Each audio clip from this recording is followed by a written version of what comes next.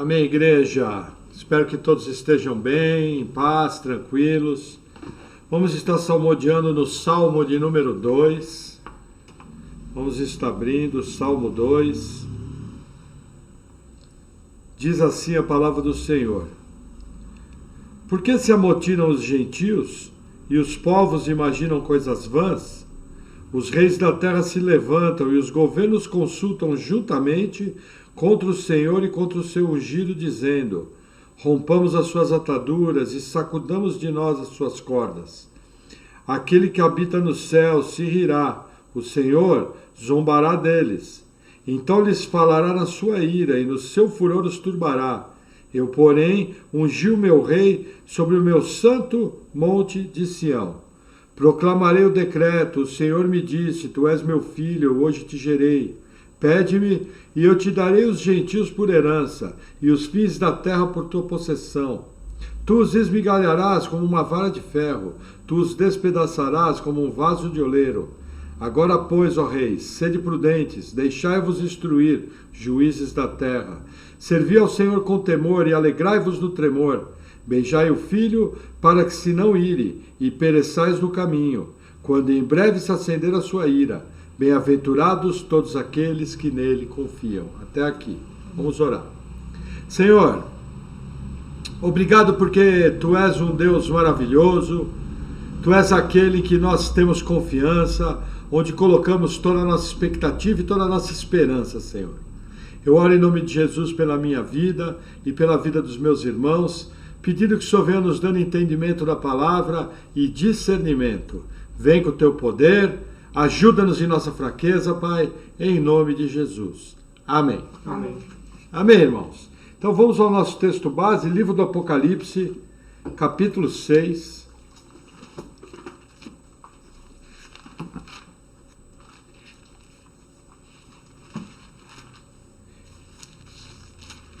Eu vou estar fazendo mais uma correção na liturgia da nossa igreja. A partir dessa palavra aqui, eu vou estar lendo todo o texto que é alvo do nosso estudo, para que os irmãos entendam qual é o trecho completo. Lógico, numa introdução não é possível ler os textos paralelos, mas assim fica bem claro qual é o objeto do nosso estudo e fica bem claro qual é o trecho que nós vamos estar estudando. Amém? Então, Apocalipse 6, versículo 9 diz assim: E havendo aberto o quinto selo, vi debaixo do altar as almas dos que foram mortos por amor da palavra de Deus e por amor do testemunho que deram. E clamavam com grande voz, dizendo: Até quando, ó verdadeiro e santo dominador, não julgas e vingas o nosso sangue dos que habitam sobre a terra? E foram dadas a cada um compridas vestes brancas, e foi-lhes dito que repousassem ainda um pouco de tempo, até que também se completasse o número dos seus conservos e seus irmãos, que haviam de ser mortos como eles foram.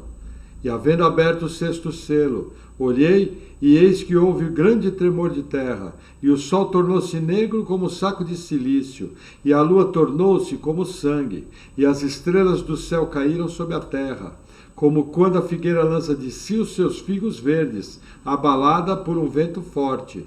E o céu retirou-se-lhe como um livro que se enrola, e todos os montes e ilhas foram removidos dos seus lugares, e os reis da terra, e os grandes, e os ricos, e os tribunos, e os poderosos, e todo servo, e todo livre, se esconderam nas cavernas e nas rochas das montanhas, e diziam aos montes e aos rochedos: Caí sobre nós, e escondei-nos do rosto daquele que está sentado sobre o trono, e da ira do Cordeiro, porque é vindo o grande dia da sua ira, e quem poderá subsistir?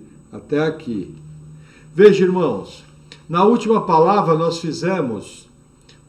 complementamos o estudo sobre os 4 cavaleiros. Na primeira palavra falamos do cavaleiro do cavalo branco, que é o evangelho sendo pregado em todas as nações.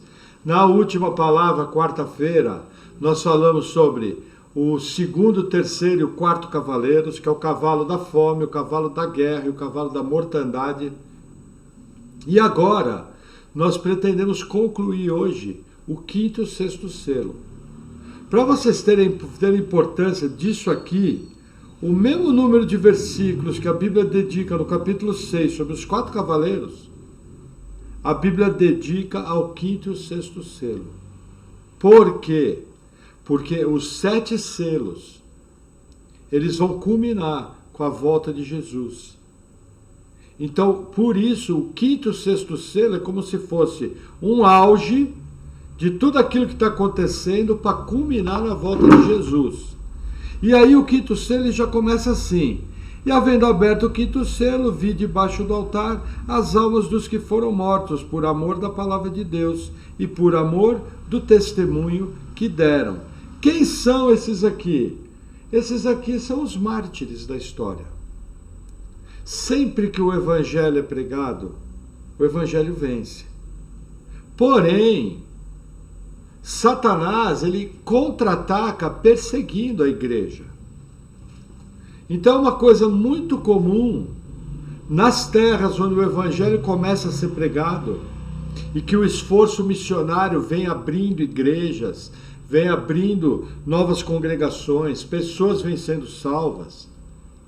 Os mártires começam a aparecer às centenas. Em alguns momentos da história, aos milhares. E é bem interessante por quê? Por que alguém se torna mártir? É algo muito interessante. Vamos ler Apocalipse, capítulo 1, versículo 9. Eu, João, que também sou vosso irmão e companheiro da aflição e no reino e paciência de Jesus Cristo, estava na ilha chamada Pátimos, por causa da palavra de Deus e pelo testemunho de Jesus Cristo. Por que João estava preso? Que ele cometeu algum crime? Não. Por causa da palavra de Deus e do testemunho de Jesus. Aí eu separei um outro texto dentro do próprio Apocalipse, um texto bem conhecido, Apocalipse 20.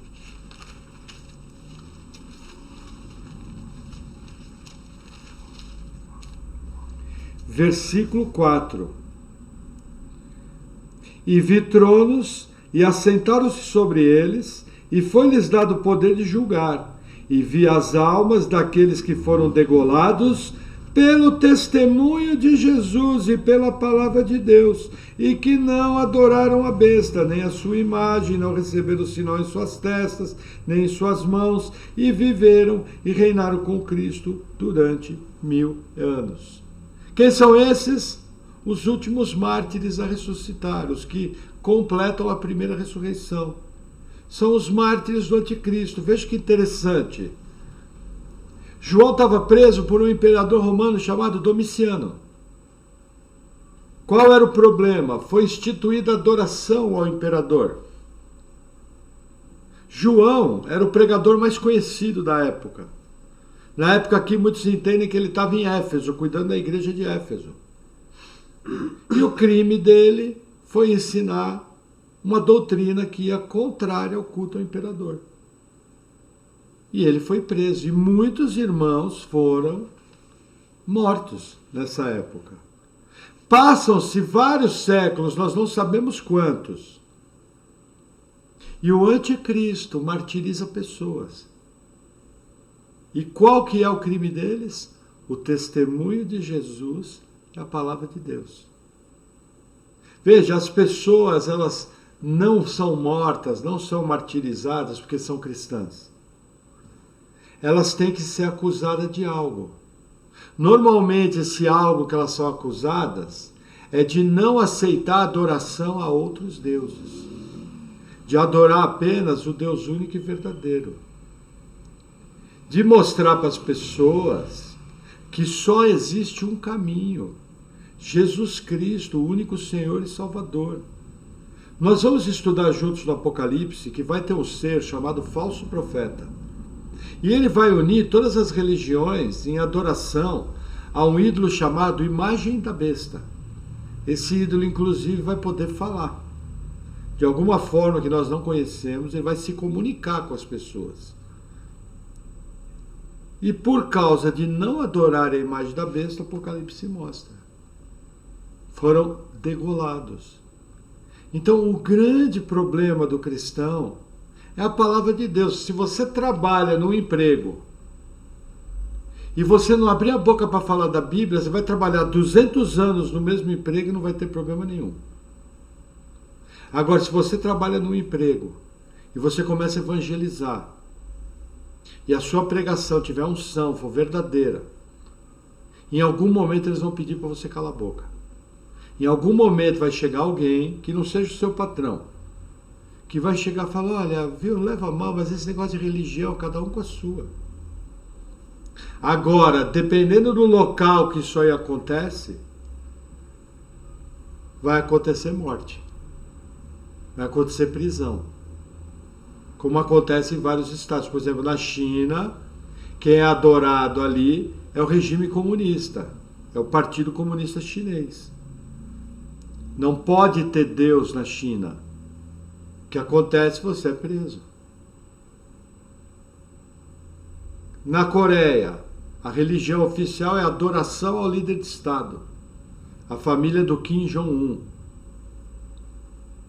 Você vai lá, prega a palavra de Deus, você se torna automaticamente inimigo do Estado. Na União Soviética, esse era o crime. Em Cuba, também. Na Venezuela é o regime comunista, mas é um regime comunista atenuado. A perseguição é diferente dos outros países comunistas, não é tão aberta. Mas a gente sabe de problemas no interior da Bolívia, no interior da Colômbia, por causa das Farc. Talvez você não se lembre das Farc. Quem são as Farc? São as Forças Armadas Revolucionárias da Colômbia. Narcotraficantes, comunistas, que fazem parte do Foro de São Paulo, que é um órgão político, envolvendo partidos políticos do Brasil, de esquerda, partidos políticos da Argentina, que atualmente está no poder, partidos políticos do Uruguai, do Chile, do Paraguai, tiveram vários presidentes. Esse grupo comunista aceita que narcotraficantes, sob uma capa de revolucionários, façam parte desse sistema, entre aspas, político. Chegou a acontecer algumas vezes no interior da Colômbia, deles entrarem na igreja e metralharem todos os crentes. Ou de pegarem o pastor e judiar, até matar, violentar a esposa, violentar filhas na frente dele, coisa terrível aqui, Colômbia. Então o que acontece? As pessoas são perseguidas por causa do testemunho de Jesus. Qual que é o testemunho de Jesus? Só existe, ouve, ó Israel, só existe um único e verdadeiro Deus. A Ele adorarás de todo o teu coração, de todo o teu entendimento. Não terás outros deuses diante de mim. Essa é a palavra de Deus. Esse é o testemunho de Jesus. Eu sou o caminho, eu sou a verdade, eu sou a vida. Ninguém vem ao Pai se não for por mim. O hinduísta é salvo sem Jesus? Não. O espírita é salvo sem Jesus? Não. O feiticeiro é salvo sem Jesus? Não. A salvação é somente em Cristo. E isso irrita profundamente as pessoas. Amém? Amém. Vamos seguir mais um pouquinho. Apocalipse 6, versículo 2, versículo 10.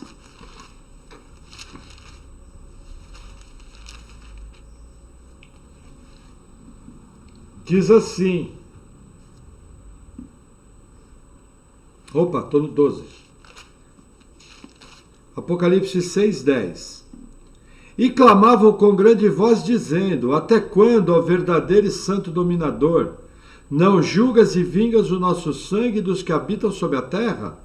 E foram dadas a cada um compridas vestes, e foi-lhes dito que repousassem ainda um pouco de tempo, até que também se completasse o número dos seus conservos, os seus irmãos, que deviam ser mortos como eles foram. Primeira coisa aqui, o clamor dos mártires. Os mártires clamam a Deus: Senhor, até quando não vingarás o nosso sangue dos que habitam sobre a terra? Olha que interessante. Isso aqui vai contrário ao evangelho que é pregado hoje. O pessoal, a Bíblia não fala: amai os vossos inimigos? Como que eu vou amar o meu inimigo? Pregando a palavra para ele. Agora, ao evangelizar a pessoa, eu estou exercendo um ato de amor a ele? Estou. Mas isso não tem nada a ver com o fato de eu clamar por justiça, fazer uma oração imprecatória. Senhor, até quando? Não vingarás o sangue dos que habitam sobre a terra? E aí o que foi dito a eles?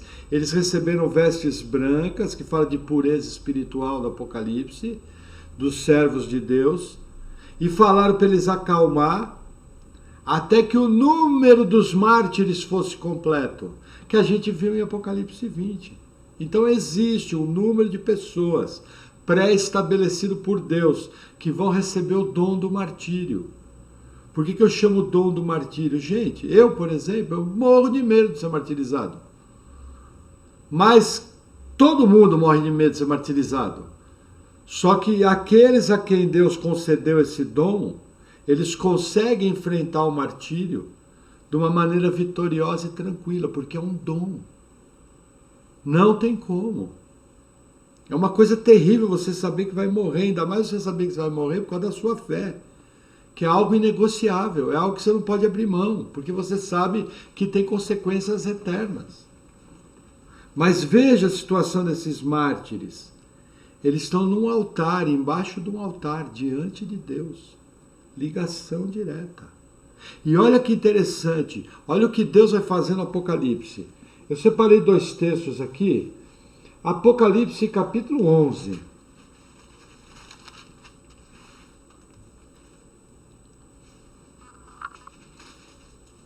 Vamos ler o versículo 18, aqui a 7ª trombeta. E iraram-se as nações, e veio a tua ira, e o tempo dos mortos para que sejam julgados, e o tempo de dares o galardão aos profetas, teus servos, e aos santos, e aos que temem o teu nome, e pequenos e grandes, vírgula, o que nos interessa, e o tempo de destruírem os que destroem a terra. Essa é a consequência, vai vir destruição. Um outro texto, Apocalipse 19.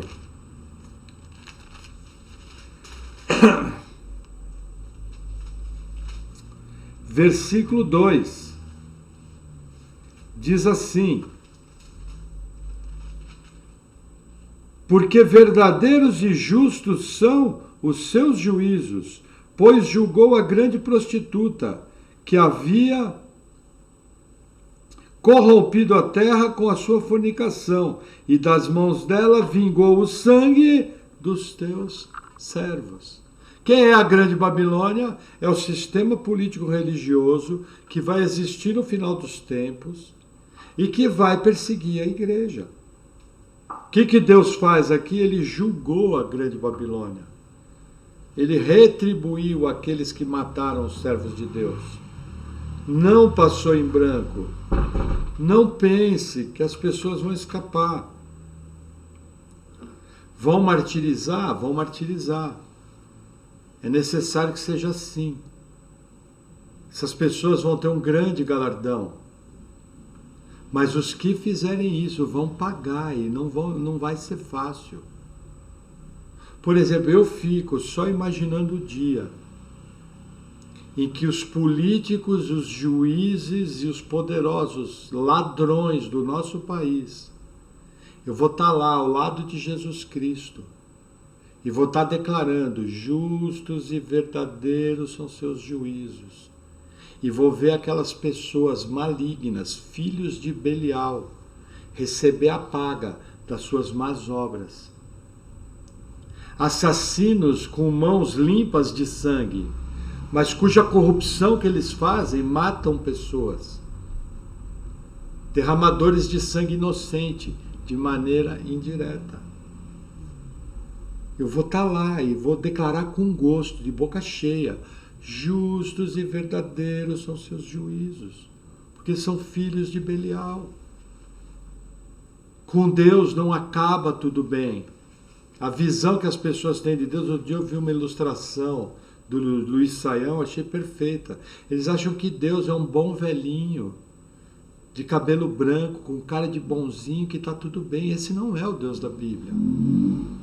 O Deus da Bíblia é o Deus do amor, o Deus que salva, o Deus que cuida de sua igreja, mas Ele é um Deus terrível. Um Deus irado contra o pecado, um Deus que julga a terra, um Deus que dá retribuição àqueles que mataram seus filhos de maneira injusta, de maneira cruel, sem eles cometerem nenhum crime. O que um cristão faz para uma pessoa a ponto de ter martírio? Gente, o século XX foi o século que mais morreu crente. O 21 continuou no mesmo ritmo. E qual o crime desses irmãos? Nenhum. O que o crente faz mal? Tem gente que odeia crente de graça. Mas por quê? Porque quando a Bíblia é pregada, ela incomoda. É como no caso de Estevão. Ele chegou diante do Sinédrio, ele falou tudo que ele tinha que falar, talvez o principal discurso do livro de Atos. E quando ele termina o discurso, os fariseus rilharam os dentes, tamparam os ouvidos. Pegaram ele de maneira brusca para levar para morrer apedrejado. Porque Estevão falou a verdade. Chega na sociedade hoje, vamos dizer que supostamente você conseguiria uma vaga numa grande rede da mídia mundial ocidental. E você lá começasse a pregar o evangelho. Você não ia ficar uma semana. Porque o evangelho incomoda, o evangelho denuncia pecado. O evangelho, eu só tenho duas coisas a fazer diante dele. Ou eu creio em Jesus e sou salvo, ou eu desprezo ele como algo mentiroso. Dessa maneira, chamando Deus de mentiroso. Não tem uma terceira forma. Ou eu creio, ou eu não considero. Então não existe neutralidade no evangelho. E por não existir neutralidade, esses mártires recheiam a terra. Até como consequência da pregação da palavra vitoriosa. É Deus que martiriza os seus filhos? Não. Deus, ele através dos seus decretos, ele autoriza para que aconteça martírio, mas ele dá o dom. Só que ele dá um alto galardão para essas pessoas. Alto galardão. Que nós só vamos ter condição de aferir lá na eternidade. Amém? Mas só para vocês entenderem como isso aí vai ser dom. Jesus, no sermão profético de Mateus 24, ele fala o seguinte: quando vires essas coisas, fugi para os montes. Não volta para trás. Não sobe no telhado. Que essa fuga não seja no inverno. Nós vamos estudar esse texto. Então o que acontece? O martírio não é para todos, alguns vão fugir. Como já aconteceu em toda a história da igreja. Amém? Aí vamos lá. Versículo 12. De Apocalipse 6. Diz assim: e havendo aberto o sexto selo, olhei, e eis que houve um grande tremor de terra, e o sol tornou-se negro como saco de cilício, e a lua tornou-se como sangue. Até aqui. Vamos fazer uma pausa. O que acontece? O sol escurecer e a lua se tornar como sangue, eles são citados desde o Antigo Testamento. Entre vários textos, eu escolhi o principal deles. Deixa marcado em Apocalipse. Vamos para o livro do profeta Joel, capítulo 2. O profeta Joel fica após Oséias. Eu abri em Oséias direto, e minha loteria está boa hoje. E já estou em Joel 2. Hoje eu ganhei o prêmio. A Paula veio atrás.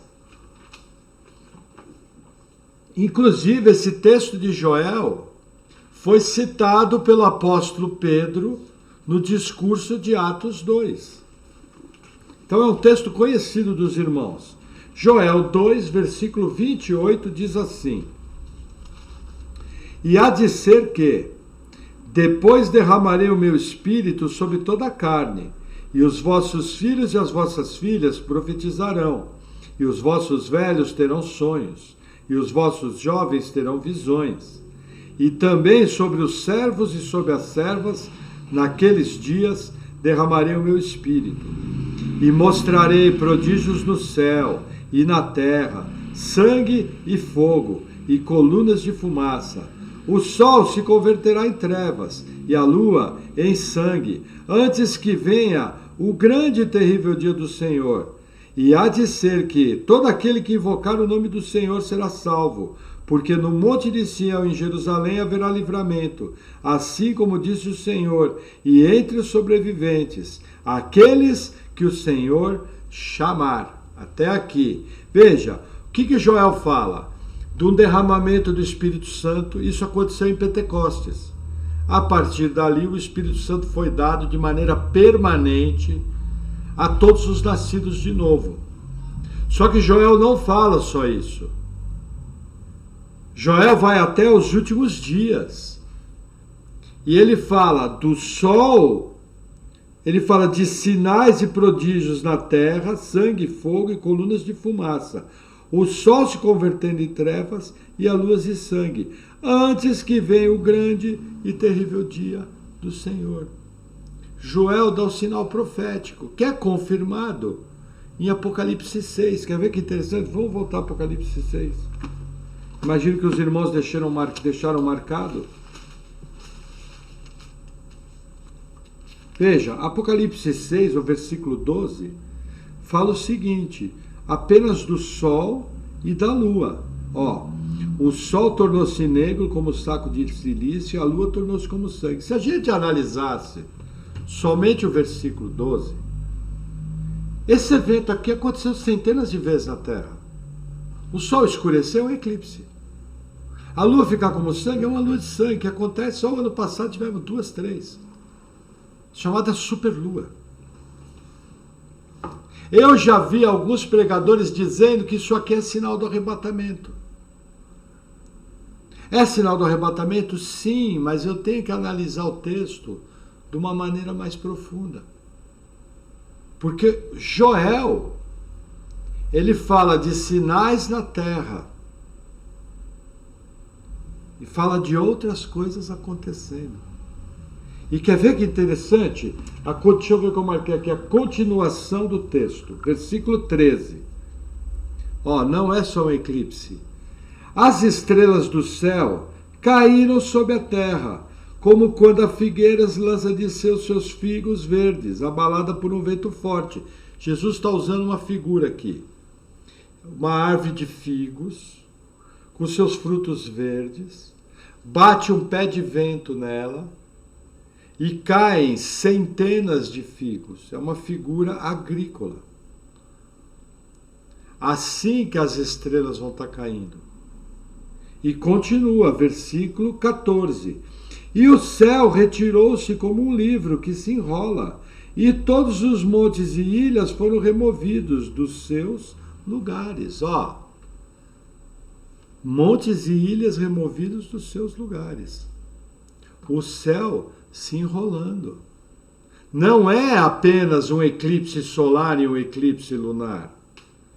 É um cataclisma, é algo grandioso. Veja, até aqui, tudo que a gente viu acontecer foi produzido pelo homem.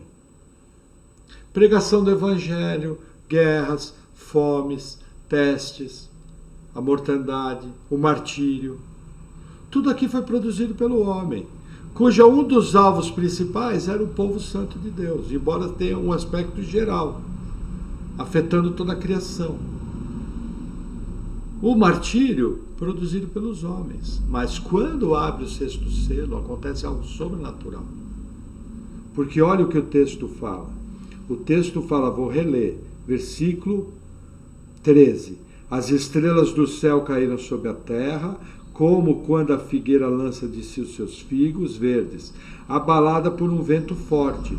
E o céu retirou-se como um livro que se enrola, e todos os montes e ilhas foram removidos dos seus lugares, e os reis da terra, e os grandes, e os ricos, e os tribunos, e os poderosos, e todo servo, e todo livre, se esconderam nas cavernas e nas rochas das montanhas. Veja, quando acontece o cataclisma, o pessoal se esconde até no subterrâneo. Lembrei dos bunkers, que muitos milionários têm. Gente, existem milhares de construções subterrâneas que os milionários fizeram para se proteger. Mas olha que interessante, de Deus não escapa. Pode fazer que nem Edom, que aparece no livro do profeta, acho que é Naum, que profetiza contra Edom. Se não for Nínive que Naum profetiza, acho que é Naum. O que acontece? Ainda que você faça o teu ninho lá nas nuvens, como águia, de lá te derrubarei. Pode fazer bunker no centro da terra. Quando acontecer o Apocalipse, não vai escapar. Não vai escapar. E aí continua o texto, versículo 16. E diziam aos montes e aos rochedos, caí sobre nós, e escondei-nos do rosto daquele que está sentado sobre o trono, e da ira do Cordeiro, porque é vindo o grande dia da sua ira, e quem poderá subsistir? É a volta de Jesus. E aqui acontece um paralelo interessante, que precisa ser falado. Já falei desse assunto, mas eu vou retomar a relação entre os selos, as trombetas e as taças. Então vou relembrar os irmãos. Existem duas visões. A primeira delas é que selos, trombetas e taças acontecem de maneira independentes e de forma linear, cronológica. Abre o primeiro selo, segundo selo, terceiro selo, sétimo selo. Qual é o conteúdo dele? As 7 trombetas. Aí vem primeira trombeta, segunda trombeta, terceira trombeta, quarta trombeta, sétima trombeta. O conteúdo dela, 7 taças. E aí acaba tudo. Tá certo? Em parte sim. Mas em parte não. Tanto é que existe uma outra linha da igreja que entende assim, que os selos, as trombetas e as taças são paralelos, é a mesma narrativa, dos mesmos eventos, falando de forma diferente, com acontecimentos diferentes. Tá errado? Não, mas também não está totalmente certo. Qual é a visão que nós cremos que é a melhor? Tanto selos, como trombetas, como taças, falam dos mesmos eventos, culminando com a volta de Jesus. Quer ver que interessante? Eu separei alguns textos para mostrar. Vamos abrir aqui. Apocalipse 8, versículo 10. Eu vou ler primeiro os textos e vou mostrar a nossa maneira de pensar. Apocalipse 8, 10. E o terceiro anjo tocou a sua trombeta, que é a terceira trombeta.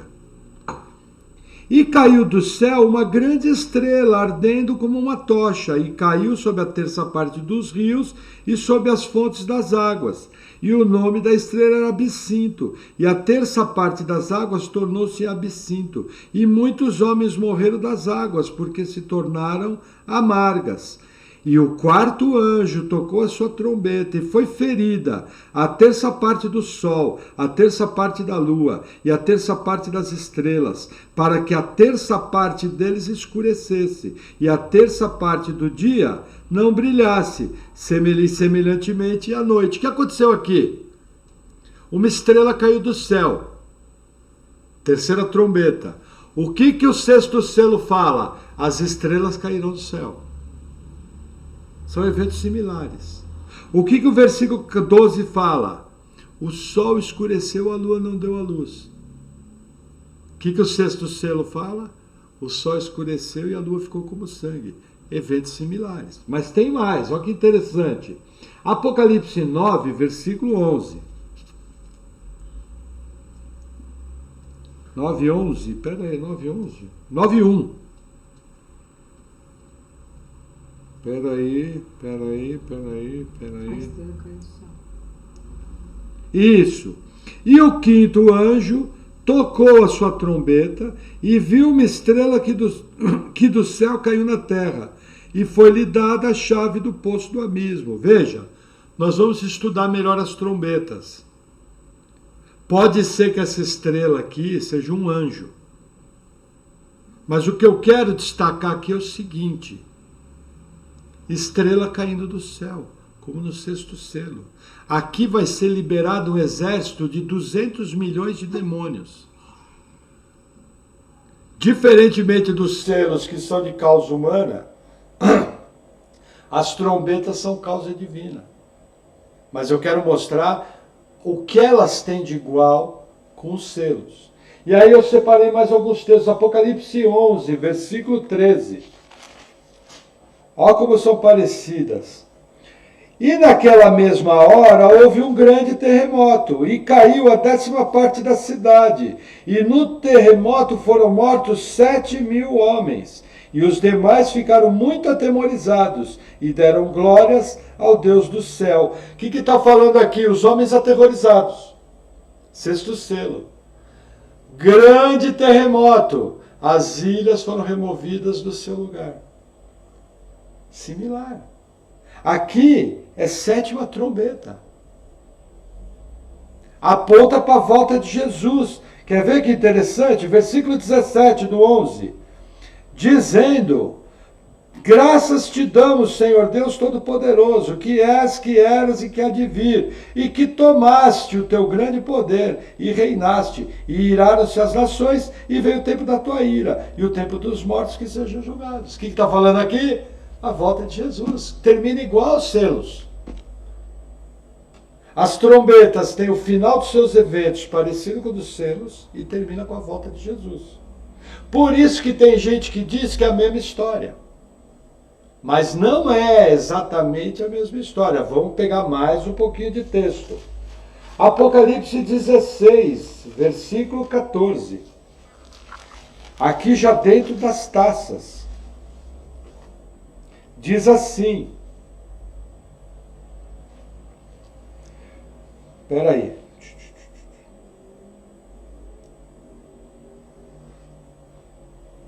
Vamos lá. Já sei, entendi. Versículo 14, ó.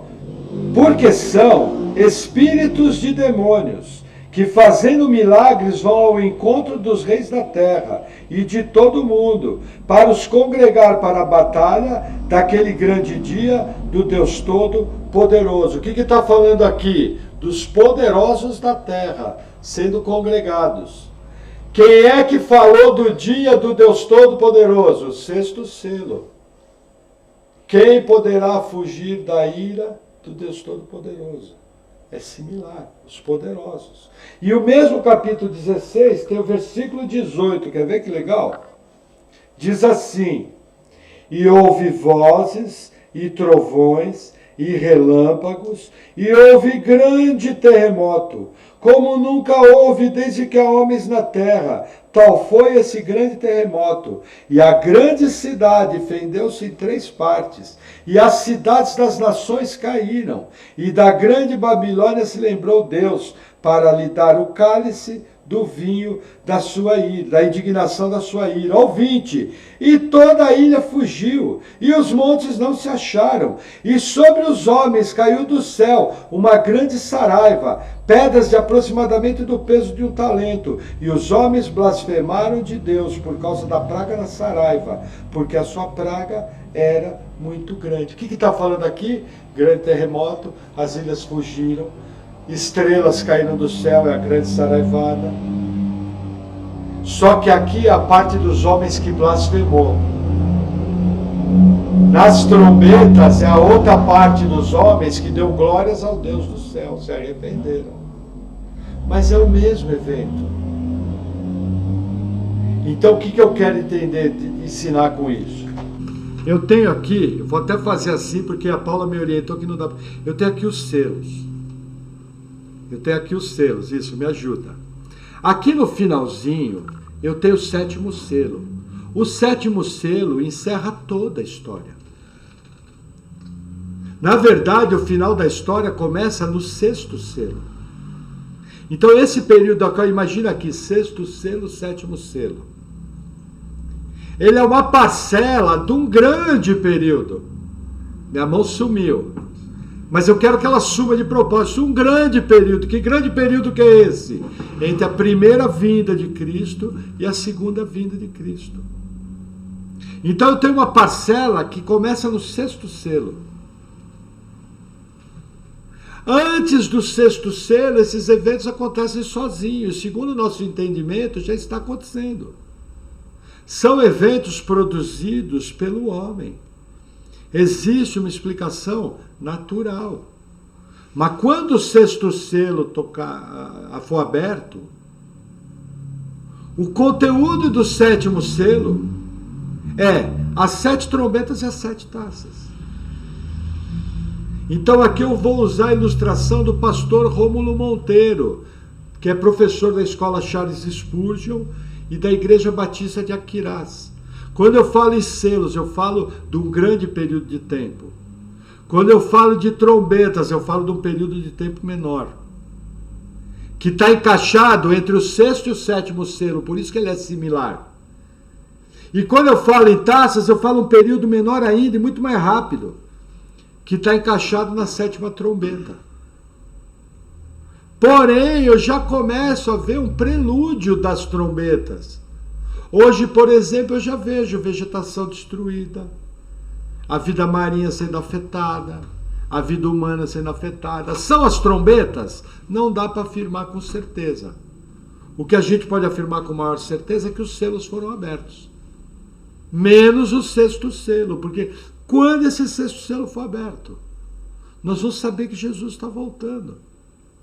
E ele mesmo faz, nós vamos ver o texto, ele mesmo faz uma explicação. Então eu tenho que entender o quê? Selos, grande espaço de tempo. Trombetas, menor espaço de tempo entre o sexto e sétimo selo. Taças, menor espaço de tempo ainda, muito rápido, entre na 7ª trombeta. Todos eles terminam com a vinda de Jesus. Todos eles têm juízos diferentes. Porém, alguns são iguais. Terremotos, estrelas caindo, sol escurecendo. E todos eles são encaixados, sem ser a mesma história. Mas eu sempre tenho que lembrar, quando abre o sexto selo, é claro que Jesus está voltando. Eu vou mostrar isso no Evangelho de Mateus. E o conteúdo do sétimo selo nada mais é que todas as trombetas e todas as taças. Por isso que eu tenho o selo. Num determinado momento as trombetas são similares e num determinado momento as taças são similares. Não é uma sequência inteira e também não é uma recapitulação inteira. É um misto. Selos é a história entre a primeira vinda e a segunda vinda de Jesus. Antes da segunda vinda, abre o sexto selo. Em consequência disso, vem o sétimo selo, que o conteúdo dele são as 7 trombetas e as 7 taças, que vão acontecer na mesma época. Por quê? Porque os 3 juízos dados por Deus culminam com a volta de Jesus. Da onde que eu tiro isso? Que o sexto selo já é a volta de Jesus. O maior teólogo que eu tenho que explica essas coisas está no Evangelho de Mateus, capítulo 24. Vamos abrir. Esse, para mim, é a posição teológica desse mestre. Na verdade, ele é um rabino de Israel. E o ensinamento que ele dá sobre essa questão é assim, espetacular. Quer ver que interessante? Evangelho de Mateus, capítulo 24, versículo 29. Diz assim: E logo depois da aflição daqueles dias, o sol escurecerá, e a lua não dará sua luz, e as estrelas cairão do céu, e as potências do céu serão abaladas. Isso aqui é o quê? Sexto selo. Versículo 30. E então aparecerá no céu o sinal do Filho do Homem, e todas as tribos da terra se lamentarão, e verão o Filho do Homem vindo sobre as nuvens do céu com poder e grande glória. Quem se lamenta? Os grandes líderes do sexto selo, das taças e das trombetas. É a mesma narrativa. E aí o versículo 31 é o final de tudo. E ele enviará os seus anjos com rijo cantor de trombeta, os quais ajuntarão seus escolhidos desde os quatro ventos de uma a outra extremidade do céu. Quem é esse rabino que ensina isso aqui? Jesus Cristo, nosso mestre. Jesus nos ensina que assim que o sol escurecer, que a lua ficar como sangue, que os poderes da terra foram abalados, terremoto, maremoto, água do mar envenenada, peixes morrendo, navios afundando, prédios das cidades caindo, cidades fendidas ao meio, ilhas fugindo do lugar, demônios sendo liberados aos milhares, numa primeira instância, ferindo o homem com uma doença terrível. Numa outra instância, matando um terço da terra. Seres espirituais provocando morte. Aí o que vai acontecer na sequência? Apocalipse 19, o cavalo branco. Jesus vindo com seus santos. É a narrativa que Jesus dá. Por isso que nós defendemos selos, trombetas e taças. Tudo isso culmina na volta de Cristo. Tudo isso está encaixado. Só que são ações de juízo diferentes, como nós vamos ver nos estudos. Agora, hoje, na nossa avaliação, quantos selos foram abertos? Nós entendemos que 5 selos já foram abertos, do primeiro ao quinto. E o sexto ainda não veio, porque nós entendemos que nós estamos num período que Jesus chama de princípio das dores de parto.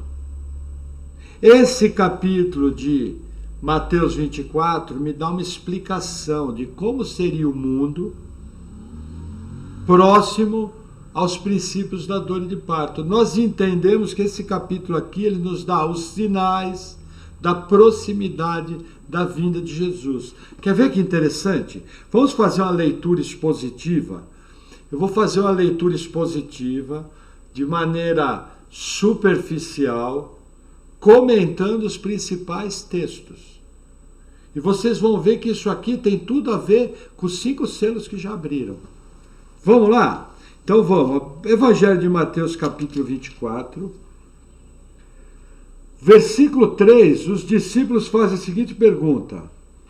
São 3 perguntas que os discípulos fazem. Primeiro, estando assentados no Monte das Oliveiras, chegaram-se a ele os seus discípulos em particular, dizendo, dize-nos, quando serão essas coisas? Primeira pergunta, o que é que está falando aqui? Jesus falou, não restará pedra sobre pedra do templo que não seja derrubada.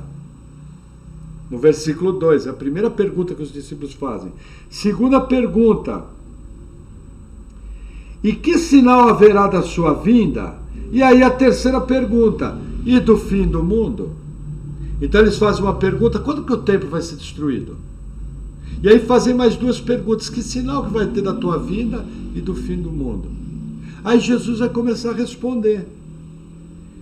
E ele responde, dentro da sua narrativa, as 3 perguntas, não de maneira cronológica, mas de maneira explicativa. Olha o que Jesus faz, vamos lá, versículo 4. E Jesus respondendo disse-lhes, acautelai-vos, que ninguém vos engane. Quer dizer, prudência. O que eu aprendo aqui? É o que eu tenho procurado fazer como nossa igreja, nesse tempo difícil que nós estamos vivendo. Nosso padrão é a Bíblia. Então a gente não aceita essa questão de profecia para lá e para cá. Vou dar um exemplo. Me mandaram um vídeo para mim avaliar, um canal de irmãos, que houve uma tempestade de areia na Arábia e o céu ficou vermelho.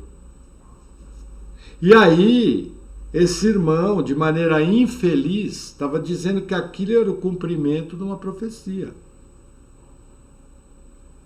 Mas o texto que Jesus falou o seguinte, vocês não sabem que quando o texto fica vermelho, quando o sol fica vermelho, o céu fica vermelho, vai ter tempestade?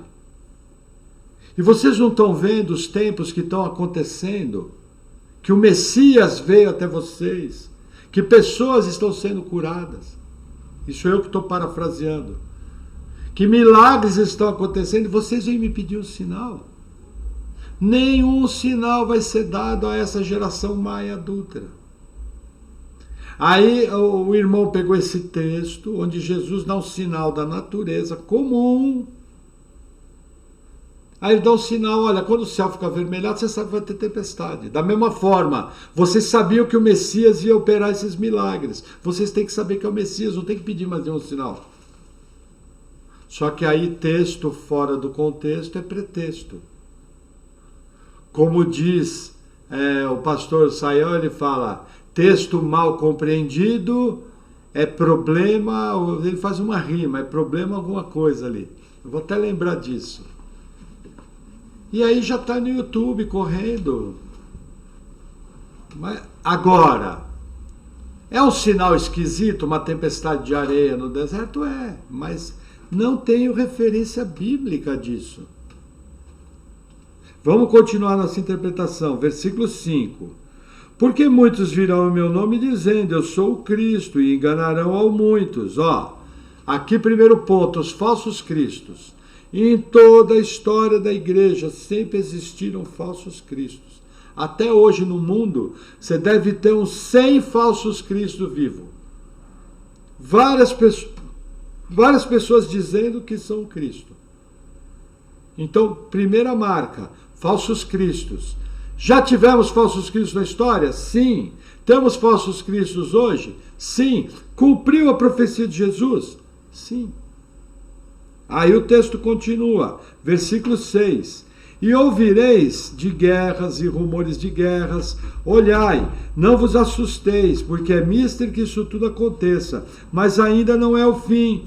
O que é guerras e rumores de guerras? O cavaleiro vermelho. O segundo cavaleiro, que é o da guerra. Guerras e rumores de guerras. O que Jesus profetiza em Mateus, João ratifica no Apocalipse. Nós entendemos. Eu pergunto, houveram guerras na história? Sim. Rumores de guerras, guerras menores? Sim. Até hoje tem? Tem. Está cumprindo. O que nós vamos ver? Pode ser que a gente veja um acentuar dos conflitos.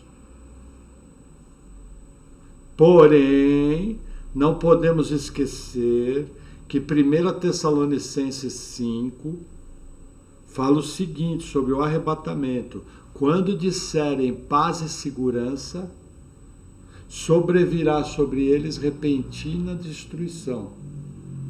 Então eu tenho que tomar cuidado.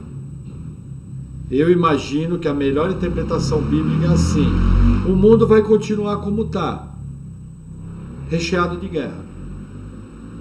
Porque o segundo selo foi aberto e o cavalo da guerra está cavalgando, e Jesus assim profetizou. Mas ainda não é o fim. Segundo selo. Aí vamos lá, versículo 7. Porque se levantará nação contra nação, reino contra reino, haverá fomes, ó, o cavalo preto, pestes, o cavalo amarelo, que na verdade é verde, né? Um amarelo esverdeado, que é cloros ali a cor, que é o cavalo da mortandade pela peste, tá? E terremotos em vários lugares. Vou falar uma coisa para vocês. Essa semana, tá? Eu estou gravando esse vídeo durante a semana. Eu trabalho de maneira antecipada.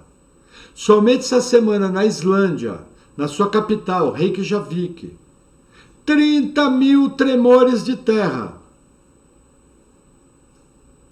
30 mil. A terra está balançando como um bêbado. Até o final do estudo do Apocalipse, eu vou trazer o número dos terremotos. Mas a maneira que os terremotos se acentuaram no século XX, e a maneira que os terremotos se acentuaram na segunda metade do século XX, e a maneira que os terremotos se acentuaram no século XXI, e a maneira que os terremotos se acentuaram do ano passado para cá é absurda. Tem vulcão ativo, o Etna está ativo na Itália. Na Indonésia tem um outro vulcão ativo.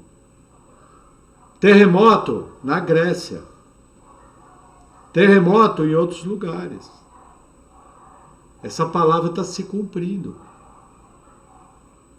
E aí veja que interessante, quando a gente fala em alguns sinais acontecendo antes, dos selos, das trombetas e das taças. Os selos, as trombetas e as taças falam de terremotos. Então nós já estamos vivendo um acentuar desses terremotos.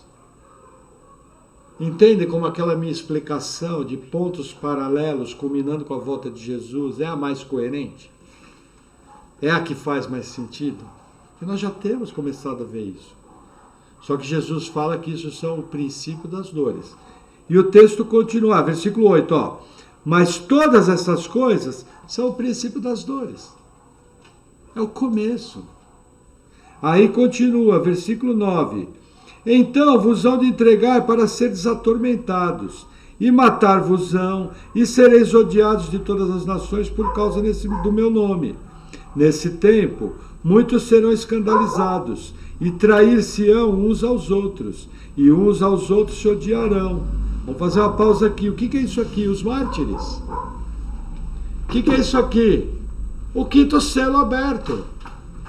Em toda a história houve mártir. Primeiro mártir cristão, Estevão. Último mártir cristão, um daqueles que vai estar sentado no trono, de Apocalipse 20, versículo 4. Aqui é o quinto selo. E aí continua, versículo 11. E surgirão muitos falsos profetas e enganarão muitos. O que a gente vê hoje mais na igreja? Falso profeta. Nós temos que lembrar que a atuação dos falsos profetas é na igreja. Porque na seita já é dominado. No hinduísmo, nega Jesus. No islamismo, nega Jesus. No budismo, nega Jesus. Agora, na igreja, falsos profetas. Hoje, falsos profetas aos milhares dentro das igrejas. A gente conhece a rodo aqui. E aí continua, versículo 12. Deixa eu...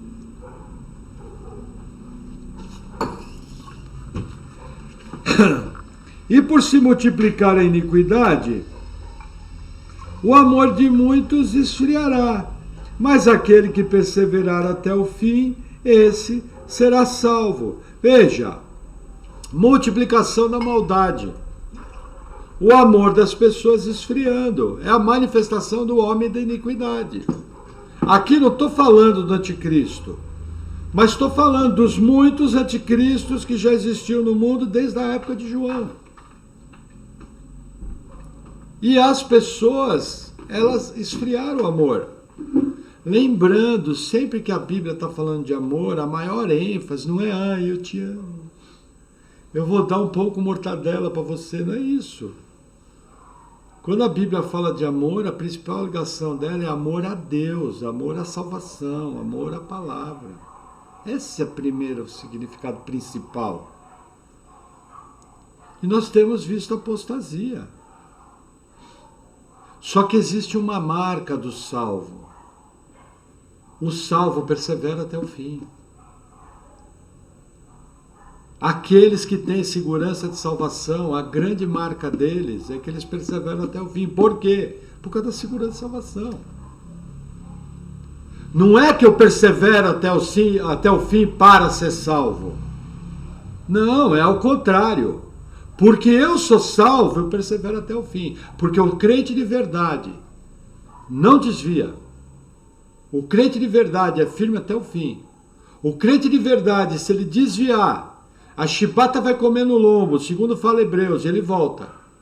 Ou Deus recolhe, conforme fala 1 Coríntios 11. Mas o crente verdadeiro não desvia. A marca do crente verdadeiro é permanecer até o fim. O problema é que a igreja hoje prega um falso evangelho, de um falso amor, que produz falso crente. Falso crente vai se encaixar na parábola do semeador, de Marcos 4, onde 75% ali da parábola de alguma forma ouvem ou recebem a palavra de Deus. E eles simplesmente saem. Por quê? Porque não tinha raiz em si mesmo, não foi fruto do novo nascimento, foi fruto do intelecto. Eu nunca posso esquecer que a única coisa que produz salvação é o nascer da água e do Espírito, o novo nascimento pelo poder de Deus, o milagre do novo nascimento. Nasceu de novo, é nova criatura, as coisas velhas passaram, tudo se fez novo. Não precisa passar Lima Grossa 1, Lima Grossa 2, encontro 1, encontro 2, reencontro, pós-encontro, tudo encontro, encontro não sei o que lá, encontro com Deus. Isso é tentativa de pastorear bode. Expulsar demônio de crente é pastorear bode. Porque um crente não pode possuir demônios. Porque o Espírito Santo habita lá. Não tem como um demônio amarrar o valente. Só que falso evangelho gera falso crente. E falso crente é demoniado. Porque não é filho de Deus, é filho do diabo. Como é filho do diabo, vai fazer o que é peculiar. E não vai permanecer na fé, entendeu? Invertemos tudo. Invertemos tudo. Então eu tenho que entender isso aí. E aí o texto continua. Versículo 12, já li. Versículo 14. E esse evangelho do reino será pregado a todo mundo, em testemunha a todas as ações, e então virá o fim. O que nós estamos vendo aqui? O cavalo branco. Lembra que os selos vão ser do começo ao fim do mundo? Da primeira vinda, a segunda vinda de Jesus? Fica melhor assim?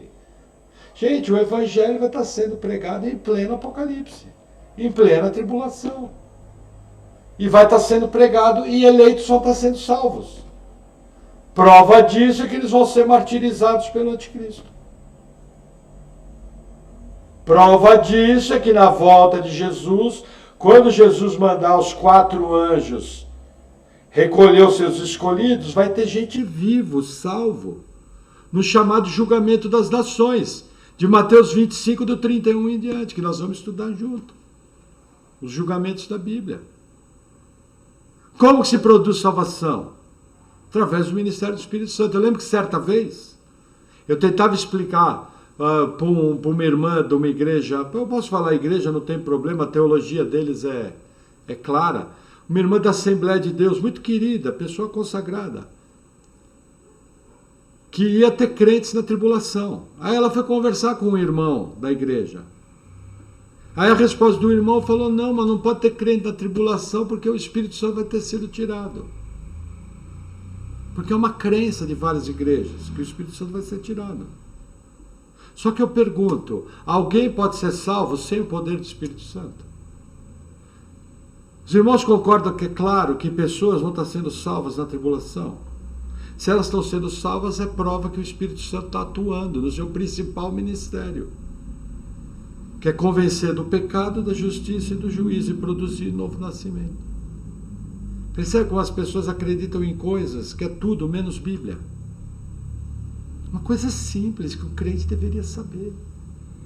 Mas venderam para esse irmão, por causa de uma visão de um arrebatamento antes da tribulação, além dessa visão que eu acho fraca e que falta subsídio, ainda ensinaram que o Espírito Santo sai junto.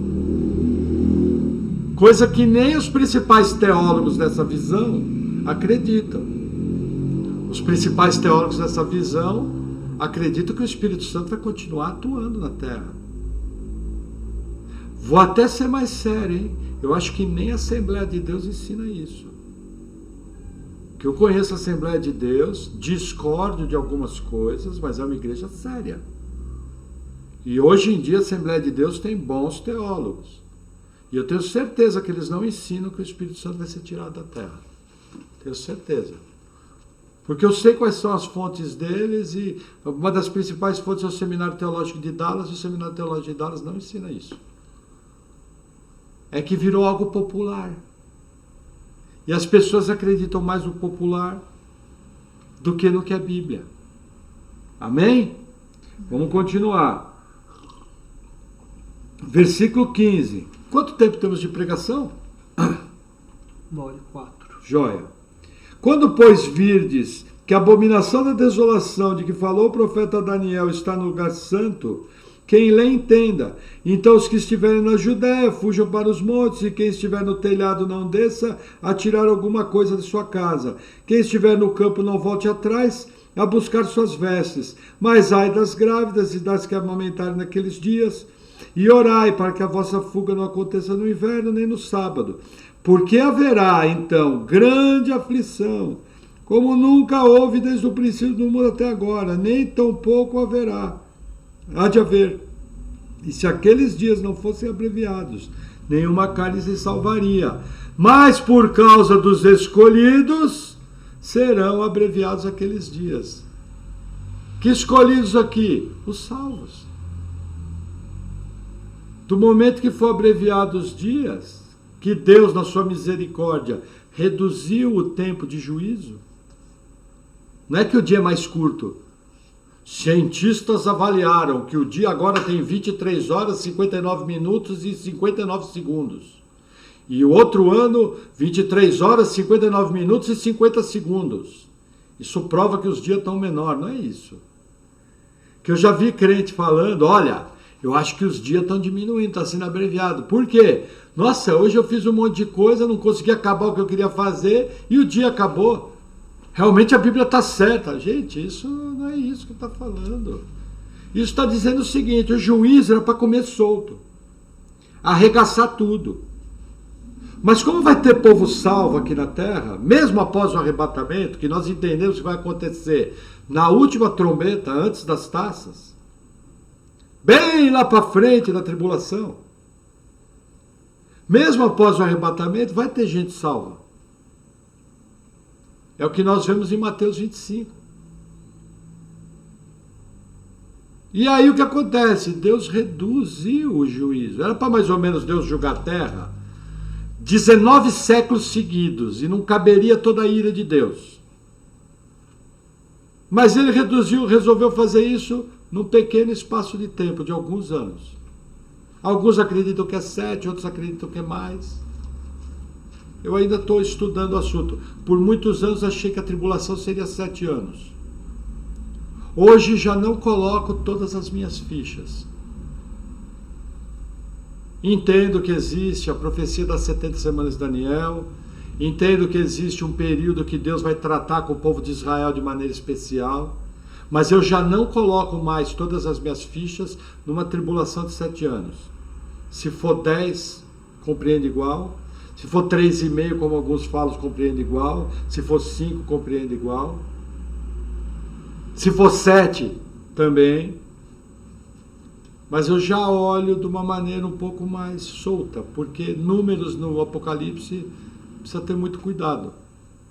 Mas eu tenho que entender que vai haver esse tempo de tribulação. Dentro desse tempo de tribulação, a coisa vai ser feia. Os crentes que estiverem aqui em algumas regiões do globo vão ter que fugir. Aqueles que se converterem pós-arrebatamento, a coisa vai estar pior ainda para eles, porque vão estar mais cercados num mundo extremamente caótico, entendeu? Nós achamos e temos praticamente, preferimos ir na referência bíblica, o arrebatamento acontece na 7ª trombeta.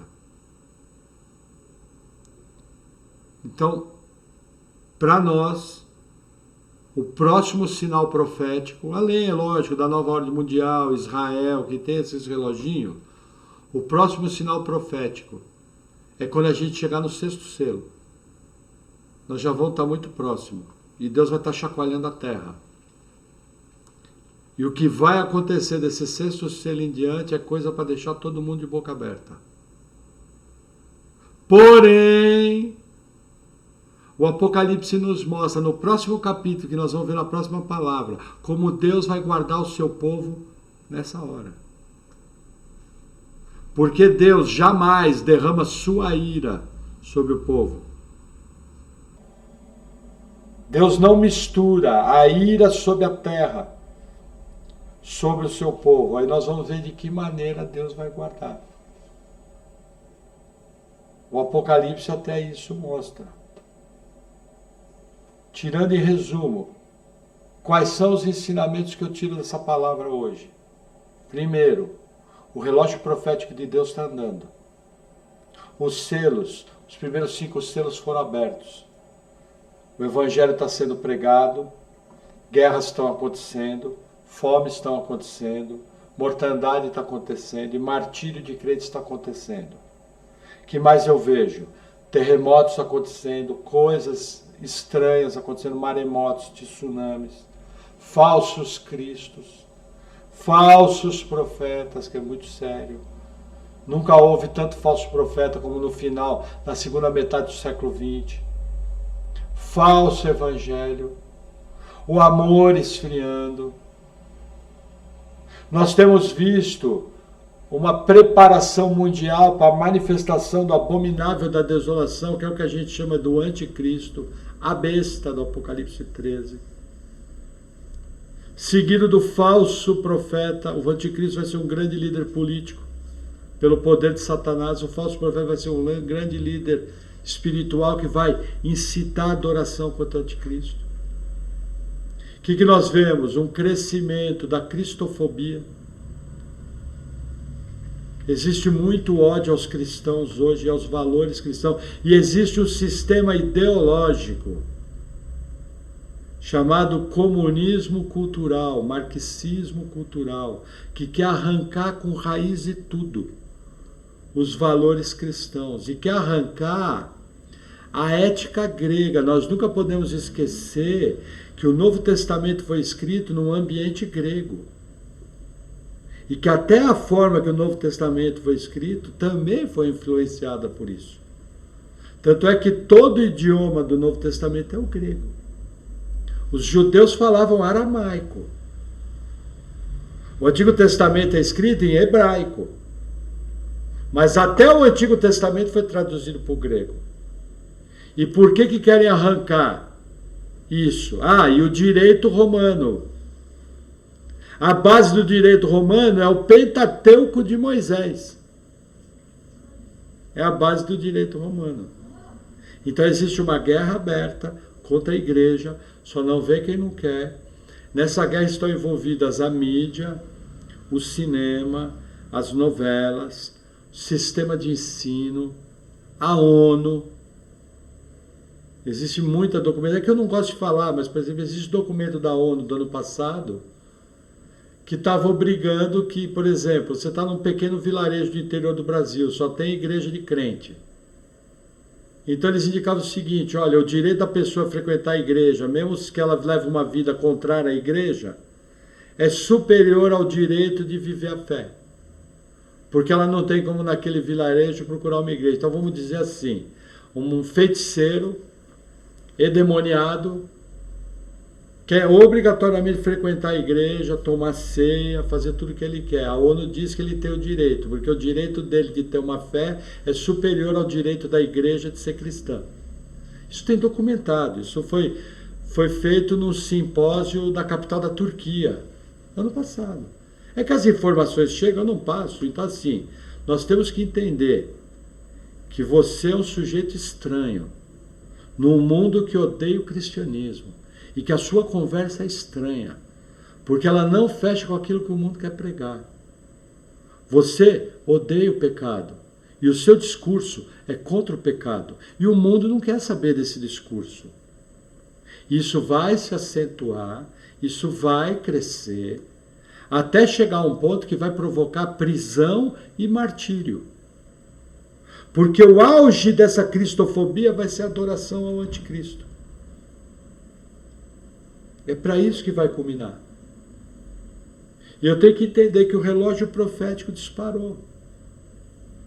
Nós já vemos selos abertos, já vemos Deus trazendo alguns impactos na criação. As trombetas vão ser isso de maneira eficaz. Quando você fala em um texto nas trombetas, é uma porção maior, mas a gente já vê, olha. Gente, é uma coisa interessante, a Patagônia, Argentina, está queimando, pegando fogo. Você não ouviu uma palavra na mídia. Você não vê aquela menina esquisita, a treta Thunberg, aliás, a Greta Thunberg. Gente, aquilo ali é garota propaganda do inferno. Por que ela não fala do incêndio da Patagônia? Por que o Leonardo DiCaprio não fala do incêndio da Patagônia? Por que o Emmanuel Macron não fala do incêndio da Patagônia? Sabe por quê? Porque o governo argentino é comunista. Então é do mesmo time. E é anticristo. Não estou dizendo que o governo brasileiro é santo. Nós não estamos aqui para discutir política. Minha preocupação é sistema político. Essa é a minha preocupação, sistema cristofóbico. Então eu tenho que olhar, compreender o mundo. O que eu tenho que fazer? Eu tenho que me manter vigilante, eu tenho que estar de pé, porque veja, um dia eu vou estar diante de Jesus. Esse dia pode ser via arrebatamento. Glória a Deus, mas provavelmente vai ser via sepultura. E aí eu pergunto, que obras que você vai levar? Você vai levar a tua roupa toda suja. Já não basta que quando você foi salvo, sua roupa era encardida de pecado. E aí, através da sua salvação, Deus limpou suas vestes com o sangue do Cordeiro. Você quer encher sua roupa de sujeira de novo? E chegar diante do Senhor com uma vida porca, uma vida suja, uma vida que desagrada a Deus?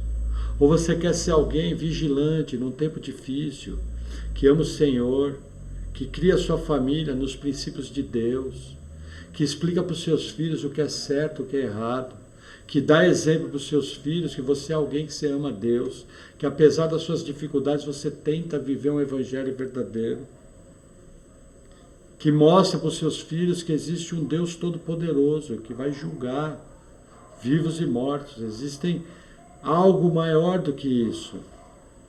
E a grande prova disso é a profecia se cumprindo debaixo dos nossos narizes. Só para dar o último pitaco. Quando Jesus falou de guerras, o mundo vivia uma coisa que nunca houve. A chamada Pax Romana. Paz Romana. A paz romana começou em 28 a.C., com o imperador César Augusto, o primeiro imperador. E ela foi até o final do segundo século. Foram quase 250 anos praticamente sem guerra. Num mundo que falava o mesmo idioma grego, que tem as mesmas leis, a lei romana, que tinha o mesmo sistema de correio, que tinha a melhor malha de estradas que o mundo já conheceu, que era o sistema de rodovias romano, que tinha um excelente mundo de navegação, que juntou o sistema romano mais os fenícios. E as nações prosperaram, e as nações cresceram economicamente. E Jesus vem falando o seguinte, no meio da paz romana. Jesus vem falando, vocês terão guerras e rumores de guerras. Mas não estranheis como que o simples Galileu, de um país do 8º mundo, tinha poder de profetizar isso. Eu vou te responder, esse simples Galileu não é um simples Galileu, é o Deus Todo-Poderoso, que escreveu a história, que abriu mão da forma que ele tinha como Deus, veio na forma de servo, como ser humano, para morrer e nos salvar, e nos resgatar de um terrível destino. Que nós possamos, com essas palavras, viver de maneira tranquila, sóbria e justa, porque essa é a vontade do Senhor. Amém? Amém. Vamos orar?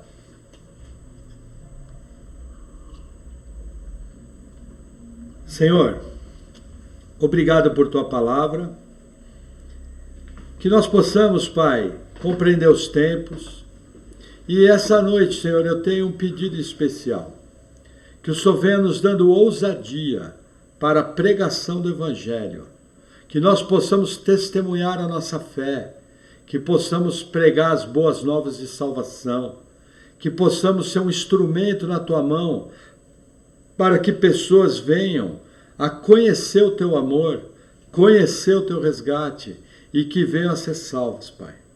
Senhor, nos usa, que nós possamos ter uma vida santa, justa e cheia de boas obras.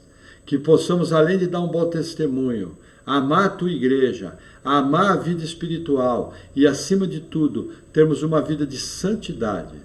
Senhor, vem com o teu poder, capacita a tua igreja, faz a tua obra em nós e através de nós, em nome de Jesus.